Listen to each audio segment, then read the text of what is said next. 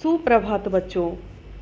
आज हम लोग कक्षा 10 हिंदी काव्य खंड से पढ़ेंगे उत्साह कविता।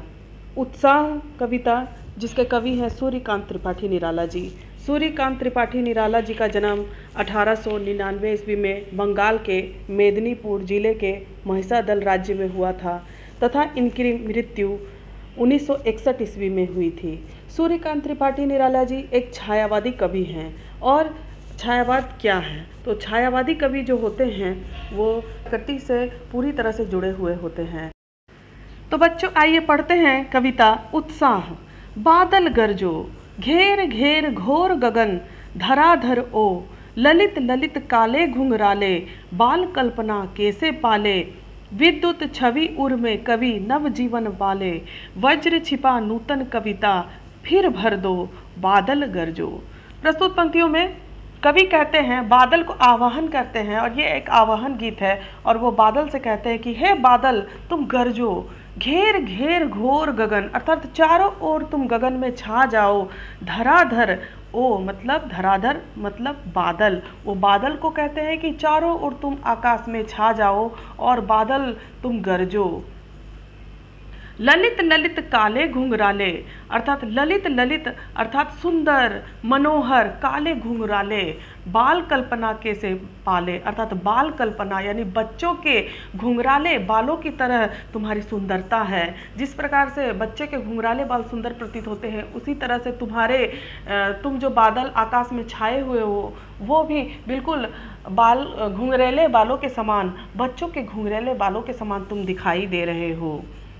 विद्युत छवि उर में कवि नव जीवन वाले, वज्र छिपा नूतन कविता फिर भर दो बादल गरजो। विद्युत छवि उर, उर अर्थात हृदय, विद्युत अर्थात बिजली।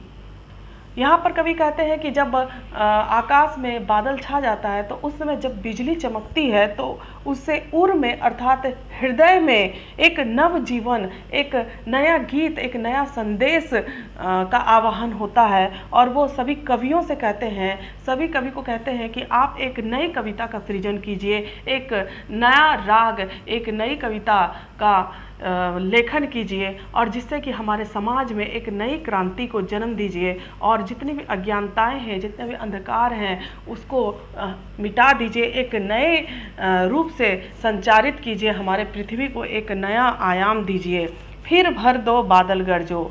और वो कवि को कहते हैं कि अपने कविता से एक नया उत्साह, एक नया उमंग चारों ओर भर दो बादल गरजो। तो वो बादल को संबोधित करते हुए और हमारे कवियों को संबोधित करते हुए कहते हैं कि हे बादल गरजो, और कवियों को उनसे प्रेरणा लेने के लिए कहते हैं कि हे कवि एक ऐसे कविता का सृजन कीजिए जिससे कि नए उत्साह, नई उमंग चारों ओर छा जाए और सभी उत्साहित हो जाए।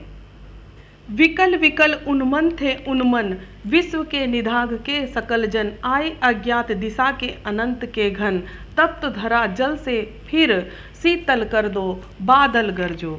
विकल विकल उन्मन थे उन्मन। प्रस्तुत पंक्तियों में कवि कहते हैं कि जितने भी लोग हैं पृथ्वी पर, विश्व में जितने भी लोग हैं वो निदाग अर्थात गर्मी से, निदाग अर्थात गर्मी से, सकल जन यानी सभी जन पूरी तरह से वो व्याकुल है। विकल विकल उन्मन थे उन्मन, विकल अर्थात व्याकुल और उन्मन अर्थात बेचैन, अर्थात पृथ्वी के जितने भी लोग हैं वो विकल विकल हैं अर्थात व्याकुल व्याकुल हैं और उन्मन है अर्थात वो बेचैन हैं। विश्व के निदाग के सकल जन, निदाग अर्थात गर्मी से सभी जन, सकल जन, विश्व के सभी जन व्याकुल हैं। आए अज्ञात दिशा से अनंत के घन, यहाँ पर कवि कहते हैं कि अज्ञात दिशा से अनंत के घन अर्थात बादल आए हुए हैं और वो बादल से कहते हैं तप्त धरा जल से फिर शीतल कर दो बादल गरजो। तप्त धरा, धरा अर्थात धरती, पृथ्वी। यहाँ पर कवि कहते हैं कि इस पृथ्वी को जल से फिर से शीतल कर दो बादल गरजो, बादल गरजो। तो इस प्रकार से हम देखते हैं कि कवि यहाँ पर एक आवाहन गीत गाते हैं एक कविता के रूप में और जिसमें वो बादल को संबोधित करते हुए कहते हैं एक नया गीत, एक नया सुर और एक नई कविता रचने के लिए कवियों को और बादल को गरजने के लिए कहते हैं और उनसे प्रेरणा लेने के लिए कहते हैं और एक नई ऊर्जा का संचार करते हैं और एक उत्साह जगाने का प्रयास करते हैं।